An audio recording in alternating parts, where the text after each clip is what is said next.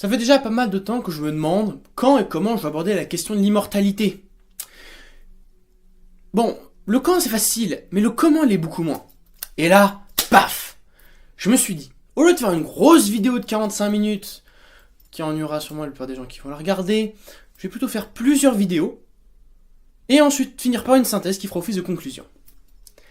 Mesdames, messieurs, bienvenue dans le monde merveilleux de H+. Notre premier épisode portera sur la première technologie de longévité. Merci à Laurent Alexandre pour le plan qu'il m'a donné dans l'une de ses conférences. La manipulation ADN. Alors tout d'abord, pourquoi ? La question peut paraître bizarre, mais elle a fait couler beaucoup d'encre, vu que la manipulation du génome humain pose des problèmes éthiques. La manipulation du génome germinal, héréditaire, permettrait de comprendre, prévenir et traiter les maladies génétiques.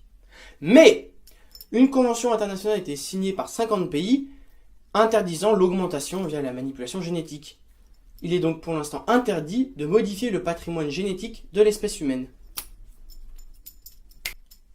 Depuis 2012, la méthode CRISPR-Cas9 fait miroiter la possibilité d'une manipulation ADN à moindre frais, facilement et précisément.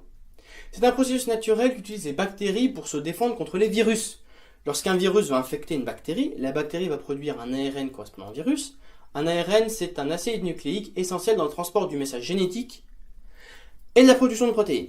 Et donc, cet ARN plus la protéine Cas9 vont venir découper l'ADN du virus et donc le rendre inoffensif. Nos amis les chercheurs utilisent la méthode CRISPR-Cas9 pour deux choses. Premièrement, désactiver un gène en le découpant.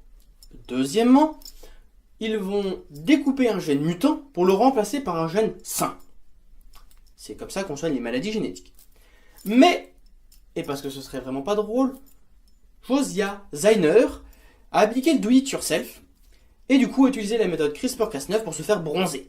Alors il s'est injecté tout un tas de produits et principalement pour booster la production de tyrosinase. Bon, ça n'a pas marché. Mais il l'a quand même fait. Après, si vous voulez des tests concluants, des tests ont été faits sur des chiens où on a ciblé le gène qui produit de la myostatine, une protéine qui inhibe la croissance musculaire. Et donc, du coup, on s'est retrouvé avec des chiens bodybuildés.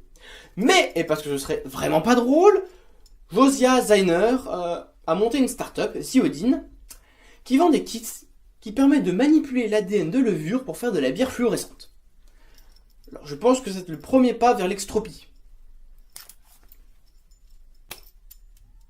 Et enfin, le parallèle avec l'eugénisme. Oui, je sais, ça revient souvent, mais c'est important. Il y a deux choses qui me font réfléchir quand j'y pense. Tout d'abord, est-ce que le fait de cultiver un grand nombre d'embryons pour ne sélectionner que les meilleurs et détruire les mauvais, est-ce que c'est de l'eugénisme ?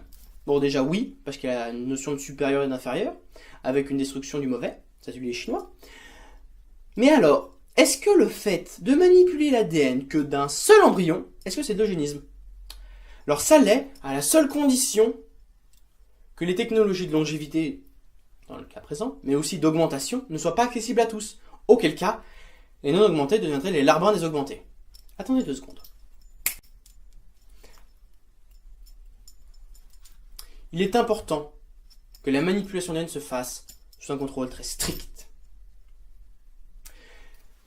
Je pense que, pour l'instant, la distinction entre transhumanisme et eugénisme, c'est assez flou.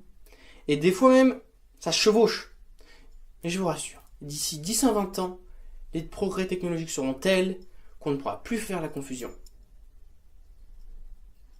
Et n'oubliez pas que si le transhumanisme n'est pas malade, l'eugénisme est la maladie. Merci d'avoir regardé ce premier épisode de H+. On en a pour encore un certain temps à parler de l'immortalité. Bonne soirée.